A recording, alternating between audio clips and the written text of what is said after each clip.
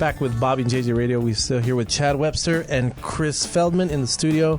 We'll get back with Kris from CREO, which is an architectural firm here in the downtown. Well, actually, East Point, East Town. What are we calling it? Downtown. It's still downtown, we'll right? say East Side. We'll say East Side. Cool. That has a bad stigma to it, though, right? A little bit, I think. But we're trying to. The Alamo Dome is considered downtown. Is it? Kind of is, isn't it? I don't know. Yeah, it's connected. It's downtown. I know that when you can see it from the tower. If you can see it from the tower, we're good. Yeah. If you throw a rock at the tower, then you're good. That's right. I can hit a 9-iron too. Gotcha. All right, so that's how it is. If you get 9-iron, I probably could. Yeah, right. You can caddy there. All right, so let's talk about. You're an architect. You do residential and commercial. Yep.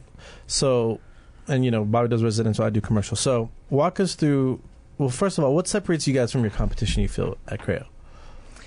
I think what we're trying to do, you talk to a lot of people and they've had bad experiences with architects. They don't. What are the frequently bad experiences with architects?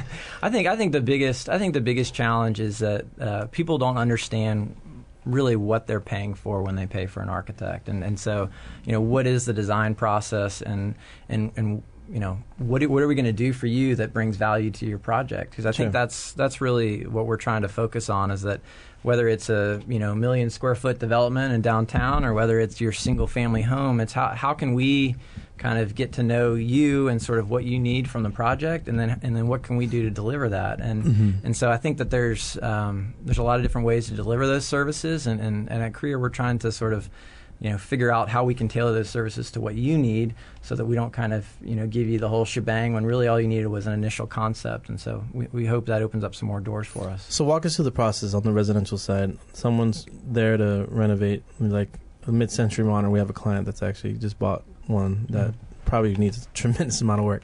So walk us through the process of working with CREO.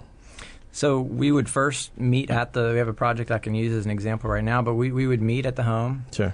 And I think what we're really passionate about is getting to know the clients well, especially on the residential side of things. I think sometimes, an architect can, and this is probably doesn't help with the bad name sometimes they get, is that they really want to impose their sort of design concept and their idea on you. And I think that there's maybe a time and a place for that to stand strong. But I feel like on the residential side, the client's the one that's going to be living in it in the future, and so it's really important that we understand, what their needs are, and then that we bring ideas. Because that's what we're there for, and so it's a highly collaborative process on the residential side. And are you there more for functionality or design, or both?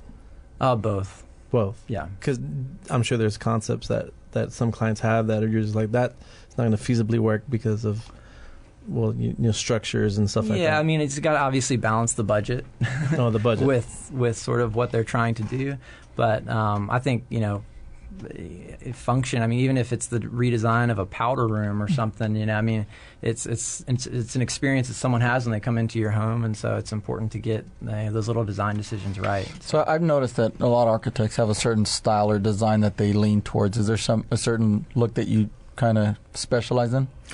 I would say when it comes to renovations and additions, we obviously try to be respectful of what's already there.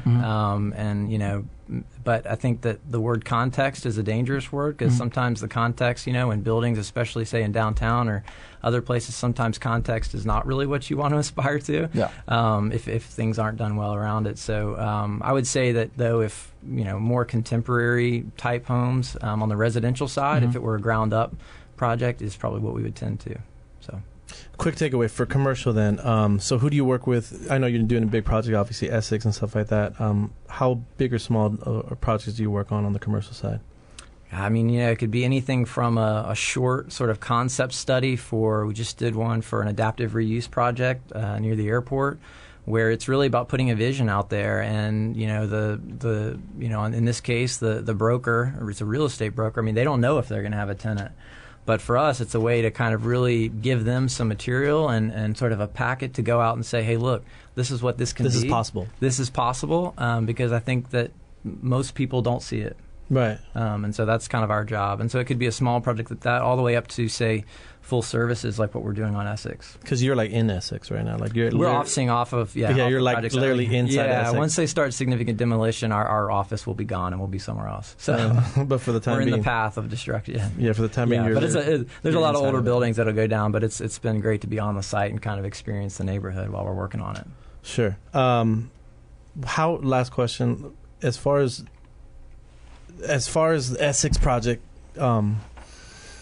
what do you think is going to be the biggest hurdle for that project to get off and running? I mean, I think that our biggest challenge from a design perspective is there are some obvious ones when you're in an urban setting like that used to be industrial. You've got trains, so quiet zones. You've got infrastructure things like power lines. But I think the big challenge is just to show people what it can be and sort of, I mean, it's incredibly close to downtown already. Sure. And so I think that's really what we need to do from a design point of view and add value, bring value to the client's vision. So cool. Again, thanks, Kris, for hanging out. That's CREO. He's the owner of this new architecture firm, CREO, CREO, and you can check him out at creoarc.com. Be right back.